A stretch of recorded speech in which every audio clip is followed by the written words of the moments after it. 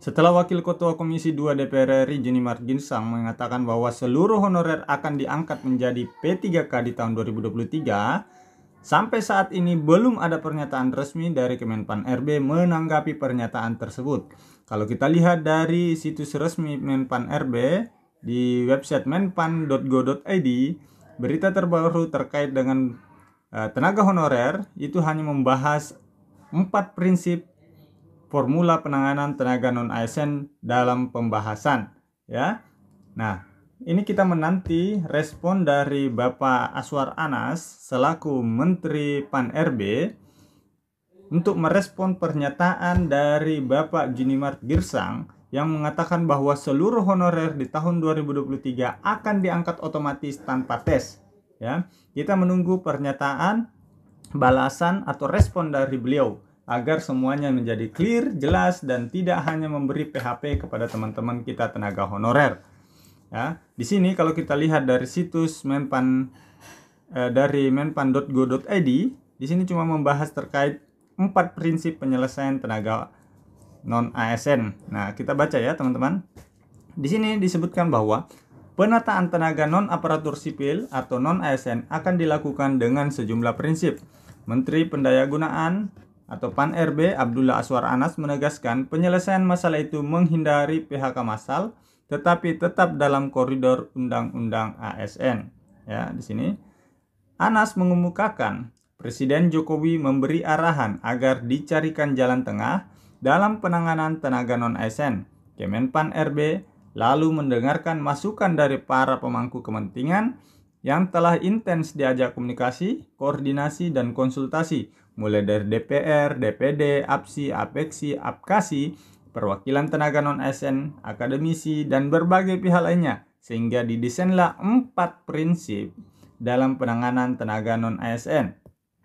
Prinsip pertama adalah menghindari PHK massal, ujar Menteri Anas hari Sabtu 15 April.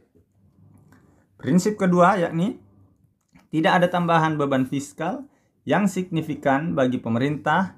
Kemampuan ekonomi di setiap Pemda tentu berbeda-beda. Untuk itu, penataan ini diharapkan tidak membebani anggaran pemerintah, ujar Anas. Prinsip ketiga adalah menghindari penurunan pendapatan yang diterima tenaga non-ASN saat ini. Karena ada isu yang berkembang bahwa tidak ada PHK massal, tetapi gajinya dikurangi supaya tidak ada penambahan anggaran, ya.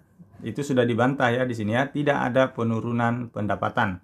Anas menilai kontribusi tenaga non-ASN dalam pemerintah sangat signifikan. Pemerintah berusaha agar pendapatan tenaga non-ASN tidak menurun akibat adanya penataan ini. Ini adalah komitmen pemerintah, DPR, DPD, Asosiasi Pemda, dan berbagai stakeholder lain untuk para tenaga non-ASN, ujar Anas. Adapun prinsip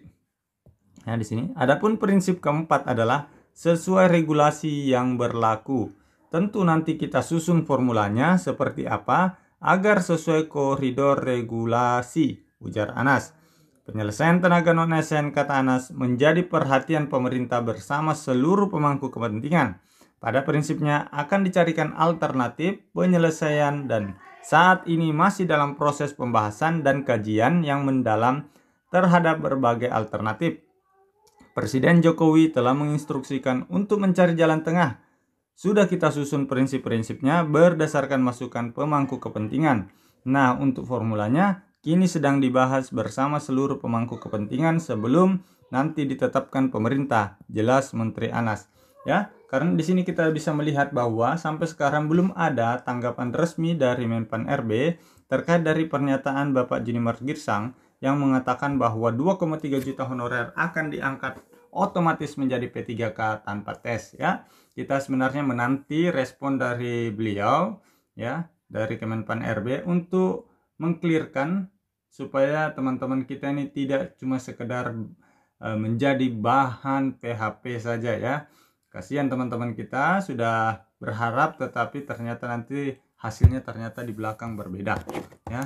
Semoga ada para pewarta berita yang mau menanyakan langsung ke pihak Menpan RB, terutama kepada Bapak Aswar Anas yang selalu bersuara menyampaikan berita-berita terkait dengan penanganan non-ASN ini.